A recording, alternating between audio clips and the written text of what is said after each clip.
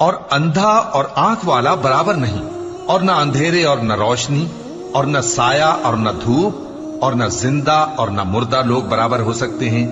اللہ جس کو چاہتا ہے سنا دیتا ہے، اور تم ان کو جو قبروں میں ہیں سنا نہیں سکتے۔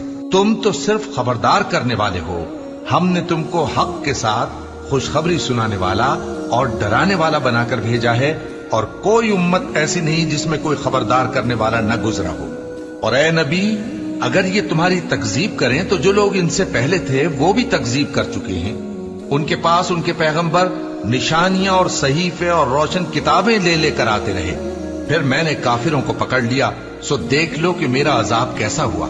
کیا تم نے نہیں دیکھا کہ اللہ نے آسمان سے مے برسایا، پھر ہم نے اس سے طرح طرح کے رنگوں کے میوے پیدا کیے، اور پہاڑوں میں سفید اور سرخ رنگ کی گھاٹیاں ہوتی ہیں جن کے مختلف رنگ ہوتے ہیں، اور بعض کالی سیاہ بھی ہوتی ہیں، اور انسانوں اور جانوروں اور مویشیوں کے بھی کئی طرح کے رنگ ہوتے ہیں۔